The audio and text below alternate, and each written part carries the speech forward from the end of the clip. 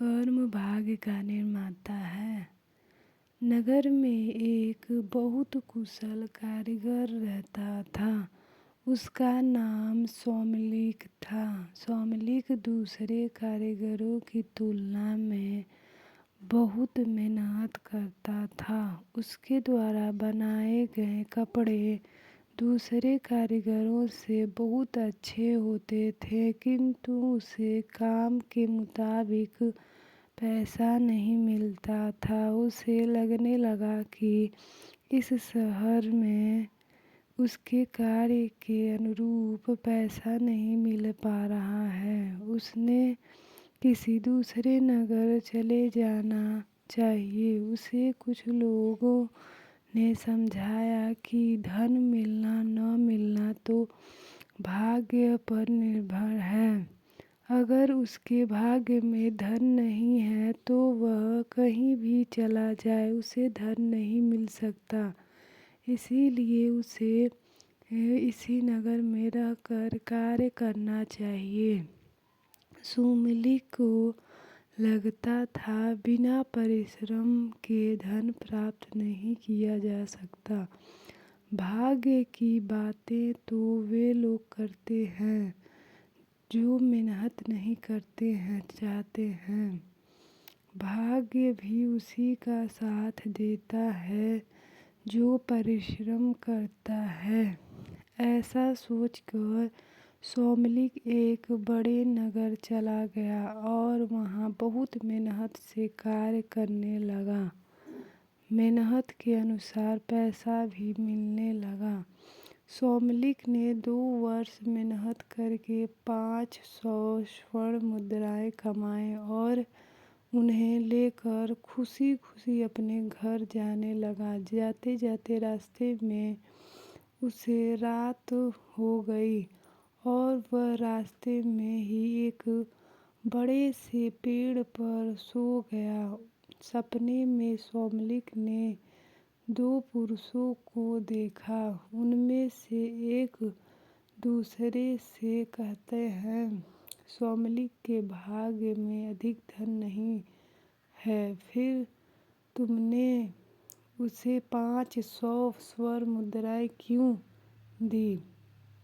दूसरा बोला, परिश्रमी को उसके परिश्रम का फल मिलना चाहिए, इसीलिए मैंने उसकी मेहनत के अनुरूप पैसा दिया है। उसके भाग्य का अंतिम निर्णय तुम्हारे हाथ में है। सोमलिक घबरा का उठ गया और अपनी पोटली टटोलने लगा। उसने देखा उसकी पोटली खाली है।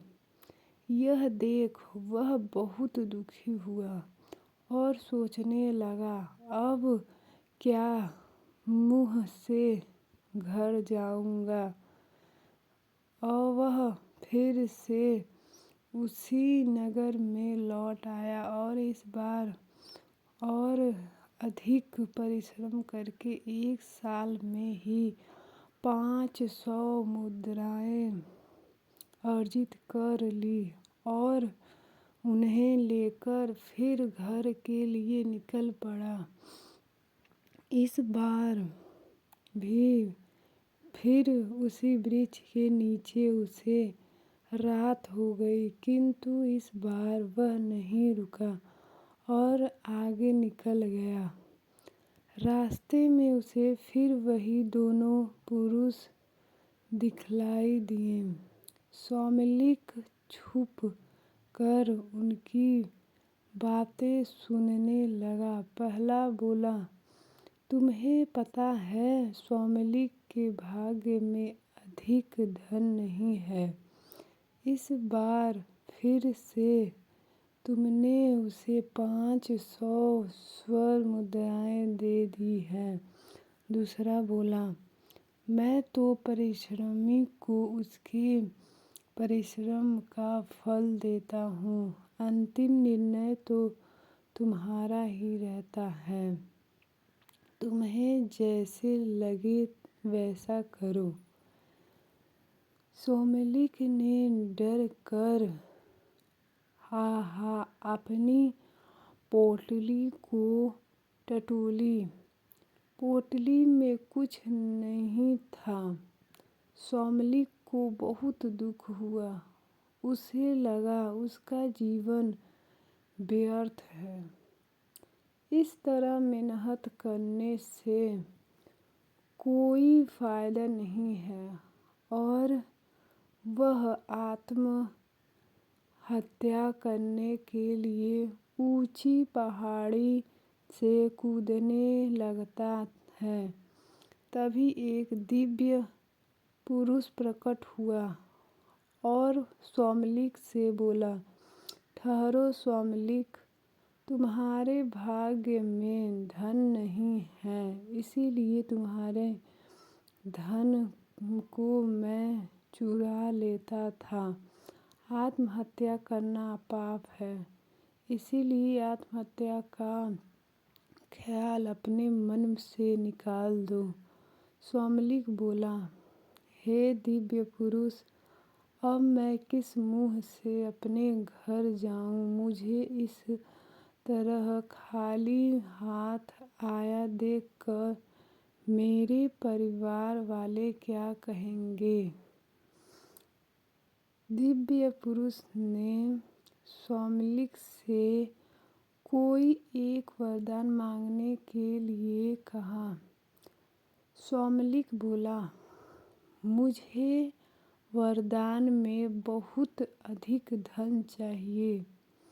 दिव्य पुरुष ने कहा, सोमलिक, तुम्हारे भाग्य में धन का भोग नहीं है।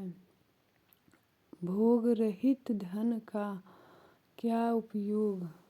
सोमलिक को तो धन ही चाहिए था। वह बोला, हे दिव्य पुरुष, इस संसार में जिनके पास धन है उसे सभी पूछते हैं और जिसके पास धन नहीं है उसके पास ज्ञान और कला दोनों पर भी कोई नहीं पूछता। धनवान व्यक्ति अयोग्य होने पर भी संसार में यह यश और मान सम्मान पाता है। इसीलिए मुझे तो बहुत सारा धन चाहिए। दिव्य पुरुष ने कहा, तुम नगर वापस लौट जाओ। वहाँ तुम्हें गुप्त धन और उपयुक्त धन के दो व्यक्ति मिलेंगे। गुप्त धन के पास भोग रहित धन है और उपयुक्त धन के पास उपयोग में आने वाला धन है। तुम कुछ समय इन दोनों के साथ रहो, फिर मुझे बतलाना तुम्हें किसके जैसा धन चाहिए। सोमलिक वापस नगर आ गया और गुप्त धन का पता करते करते उसके घर पहुंच गया। गुप्त धन ने सोमलिक को घर से भगाने का प्रयास किया, किंतु वह तिरस्कृत होने के बाद भी गुप्त धन के घर में रुक गया। गुप्त धन ने रात्रि में थोड़ा बहुत खाना उसे भी दे दिया, जिसे खाकर वह सो गया। सुबह सोमलिक ने देखा कि गुप्त धन बीमार हो गया और बीमारी के कारण उसने एक दिन खाना नहीं खाया। सोमलिक वहाँ से निकलकर उपयुक्त धन के घर का पता पूछता हुआ उसके घर पहुँच गया। घर में मेहमान आया देखकर उपयुक्त धन ने उसका स्वागत किया और रात को अच्छे अच्छे पकवान खिलाए और सोने के लिए अच्छा बिस्तर दिया। सुबह सोमलिक को पता चला कि उपयुक्त धन ने साहूकार से कुछ ऋण लिया था। उसी ऋण के पैसे से वह लोगों का भला करता है।